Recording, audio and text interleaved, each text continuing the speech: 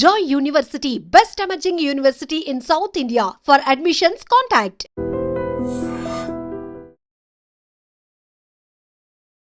నమస్తే, welcome back to iDream media. నేను మీ ఝాన్సీ. సో ఈరోజు మనతో ఉన్నారు certified financial planner doctor Anil Kumar Bachchu గారు. సో జియోపాలిటికల్ ఇష్యూస్లో జరుగుతున్న చేంజెస్ స్టాక్ మార్కెట్ మీద ఎలాంటి ప్రభావం చూపిస్తాయి తెలుసుకుందాము. నమస్తే సార్. నమస్తే అండి. ఎలా ఉన్నారు? Wonderful. So any possibilities stock market మీద ప్రభావం చూపే సిచ్యువేషన్స్ ఏమైనా ఉన్నాయా? ఇప్పుడు కరెంట్లీ చాలా పెద్దవి ఉన్నాయి యాక్చువల్లీ ఇప్పుడు జరుగుతున్నవి. ఇప్పుడు ఏదైతే ఇరాన్ ఇజ్రాయెల్ మధ్యలో యుద్ధం ఏదైతే ఉందో అది ఆల్రెడీ మనం లాస్ట్ వీక్ కూడా చూసాము. మన ఒక ఇండియన్ మార్కెటే కాదు, ప్రపంచ మార్కెట్లన్నీ కూడా దాని మీద డిపెండ్ అయి ఉన్నాయి మేజర్గా. ఎందుకంటే ఎక్కడైతే యుద్ధం జరుగుతుందో ఆ ప్లేస్ ఏంటి, గల్ఫ్లో అక్కడ ఆయిల్ కానీ వెదర్ చమురు అనుకోండి ఆర్ న్యాచురల్ గ్యాస్ కూడా, రెండింటికి కూడా డిపాజిట్స్ ఉన్నాయి. రెండు కూడా 20-25% ఆఫ్ ద వరల్డ్ మార్కెట్ దాని మీద డిపెండ్ అవుతుంది. కాబట్టి సో ఆ రెండు ప్రైజెస్ అనేది పక్క యుద్ధ వాతావరణం వల్ల ఇంపాక్ట్ అవుతుంది. దాని మీద నుంచి ఏమైంది, ఈ వీకెండ్ ఓవర్ ద వీకెండ్ ఏం జరిగిందంటే మన అమెరికా కూడా తన వైపు నుంచి ఇరాన్ యొక్క న్యూక్లియర్ సైట్స్ ఏవైతే ఉన్నాయో, ఎక్కడైతే రియాక్టర్లు ఉన్నాయో ఆర్ ఎక్కడైతే వాటి రీసెర్చ్ ఉన్నాయో వాటి మీద దాడి చేసింది. సో దీనివల్ల ఏం జరిగింది అంటే ఆల్రెడీ ఇరాన్ ఇజ్రాయెల్ మధ్యలో గొడవ జరుగుతూ ఉంది. దానివల్ల హైటెన్ టెన్షన్స్ అంటే అన్స్టెబిలిటీ ఉంది. అంతకుముందు 2 సంవత్సరాల నుంచి అక్కడ రష్యా ఉక్రెయిన్ మధ్యలో జరుగుతూ ఉండింది. మనం చూసాము last 3-4 weeks back, last month India Pakistan మీద జరుగుతూ ఉండింది. So all political events compulsory మనకి పక్క జరుగుతాయి అన్నమాట. అండ్ ఇప్పుడు ఈ కేసులో కరెంట్ కండిషన్ ఏదైతే ఉందో, కరెంట్ ఏదైతే ఈ యుద్ధం ఏదైతే ఉందో దీనివల్ల పక్క మనకి ఒక మేజర్ ఇంపాక్ట్ ఏంటంటే రైజింగ్ క్రూడ్ ప్రైజెస్ అనమాట. క్రూడ్ ఆయిల్ మనకి మేజర్ ఇంపాక్ట్ ఏంటంటే ఇమ్మీడియట్గా ఏంటంటే ఆబ్వియస్లీ క్రూడ్ ఆల్రెడీ పెరిగిపోయింది.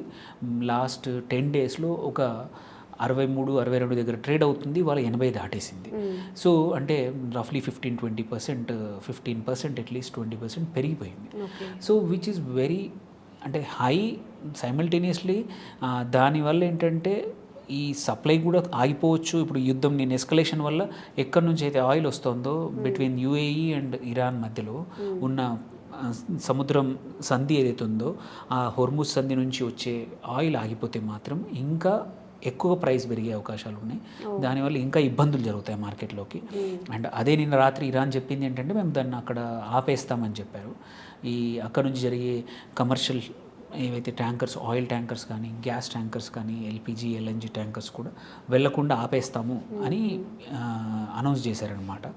సో అదొక మేజర్ రిస్క్ ఆల్రెడీ. దాంతోపాటు మనకెందుకు రిస్క్, ఎందుకంటే వల్నరబిలిటీ ఎక్కువ ఉంది ఇండియాకి. మనము ఎక్కువగా ఇంపోర్టెడ్ క్రూడ్ ఆయిల్ మీద డిపెండ్ అయ్యే కంట్రీ. బికాజ్ మనకున్న రిసోర్సెస్ 15-20% కన్నా ఎక్కువగా డొమెస్టిక్ నుంచి లేవు.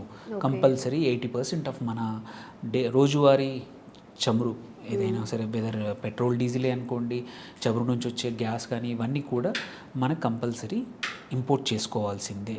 సో దానివల్ల ఆబ్వియస్లీ కొన్ని సెక్టర్స్ ఇబ్బందులు పడతాం. అండ్ దీనివల్ల ఏంటంటే because it's a primary supply to many industries, చాలా వాటికి చమురు పదార్థాలు అన్నీ కూడా ప్రైమరీ. సో అలాంటప్పుడు ఏంటంటే ఇన్ఫ్లేషన్ పెరిగే అవకాశాలు ఉంది. ట్రాన్స్పోర్ట్కే కనుక్కోండి, లాజిస్టిక్స్లో అనుకోండి, ఏవియేషన్ ఫ్లైట్స్కి కూడా వాడే టర్బైన్ ఫ్యూయల్ వాడతారు. పెయింట్స్లో కూడా చాలా మటుకు వాడేది చమురుకు సంబంధించింది. సిమెంట్లో కానీ, ఆటో ఇండస్ట్రీలో కానీ, ఎఫ్ఎంసీజీ కంపెనీస్లో కూడా ట్రాన్స్పోర్టేషన్ వల్ల అన్నీ పెరిగి ఇన్ఫ్లేషన్ పెరిగే అవకాశాలు ఉన్నాయి.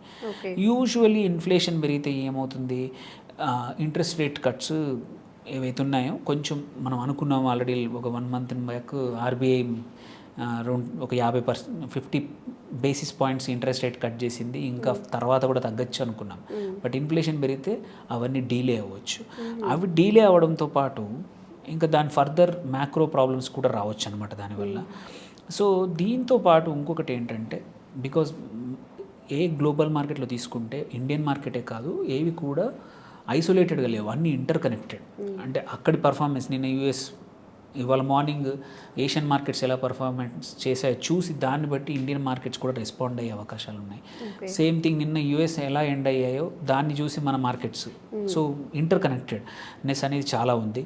సో అక్కడ కూడా సెల్ ఆఫ్ జరిగితే మన దగ్గర కూడా సెల్ ఆఫ్ జరిగే అవకాశాలు ఉన్నాయి. సైమల్టేనియస్లీ ఇంకోటి ఏం జరగచ్చు అంటే యూఎస్ డాలర్ స్ట్రాంగ్ అవ్వచ్చు యుద్ధం వల్ల. దానివల్ల ఏంటంటే మన ఫారిన్ క్యాపిటల్ మళ్ళీ రిటర్న్ వెళ్ళిపోవచ్చు. బికాస్ స్ట్రాంగర్ డాలర్ ఉంటే వాళ్ళకి అక్కడ ఇన్వెస్ట్ చేసుకోవడం బెటర్ కాబట్టి. అట్లాగే ఈ వీక్ గ్లోబల్ క్యూస్ అవ్వడం వల్ల జనరల్గా ఎక్స్పోర్ట్స్ కానీ అవి కూడా తగ్గిపోవచ్చు అనమాట.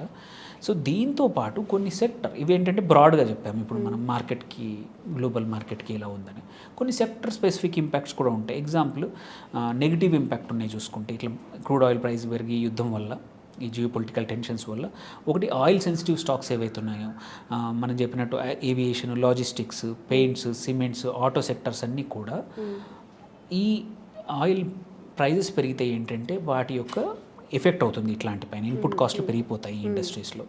సెకండ్, ఐటీ సెక్టర్ కూడా ఇబ్బంది పడవచ్చు. ఎందుకంటే గ్లోబల్ టెక్ స్పెండింగ్ తగ్గిపోవచ్చు, ఇన్ఫ్లేషన్ అక్కడ కూడా పెరగడం వల్ల కంపెనీస్ ఆల్రెడీ మనం ఇంకోటి చూసాము, యాక్సెంచర్ నెగిటివ్ కొంచెం అనుకున్నంత బాగా రిజల్ట్స్ ఇవ్వలేదు నిన్న.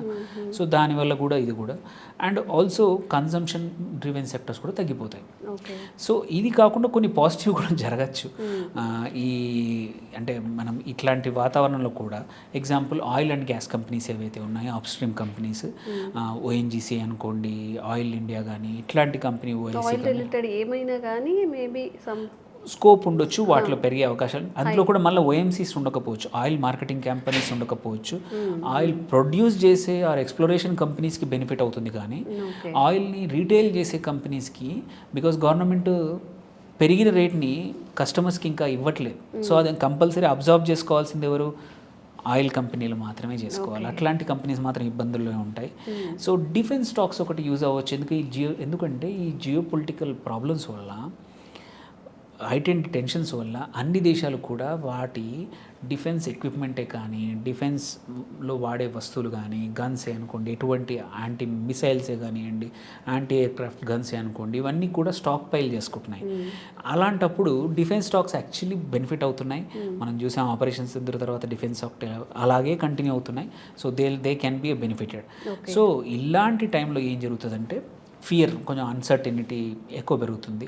ఆల్రెడీ కొంచెం ఫియర్ ఉండింది మార్కెట్లో.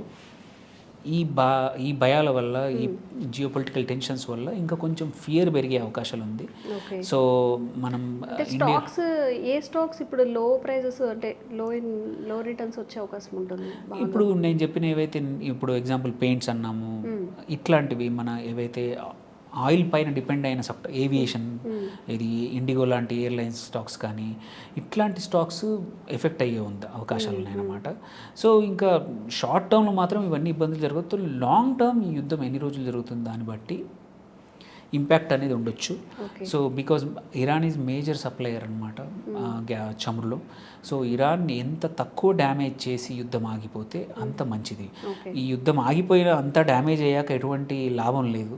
ఎందుకంటే ఇరాన్లో ఒక ఆయిల్ ప్రొడక్షన్కి సంబంధించిన ఇన్ఫ్రాస్ట్రక్చర్ అంతా డ్యామేజ్ చేస్తే మాత్రం లాంగ్ టర్మ్ ఎఫెక్ట్ ప్రపంచ మార్కెట్ల మీద ఉండే అవకాశం ఉంది ఈ జియో పొలిటికల్ సిచ్యువేషన్ వల్ల.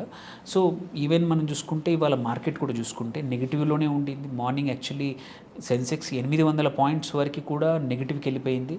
ఇప్పటికి కూడా ఒక 0.5% నెగిటివ్లోనే ట్రేడ్ అవుతూ ఉంది. 25,000 కన్నా తక్కువనే ఉంది, 24,980 దగ్గర ఉంది. సో మన లాస్ట్ వీక్ ఫ్రైడే రోజు 25,000 దాటిందని కొంచెం హ్యాపీగా ఉండే. సో దాన్ని అన్నిటినీ వైప్అవుట్ చేసేసి నెగిటివ్లోనే ఉంది. So geopolitical tensions are very ఏమంటారు ఇంపార్టెంట్. వాటి వల్ల మార్కెట్ మీద చాలా రకాల ప్రభావాలు ఉన్నాయి.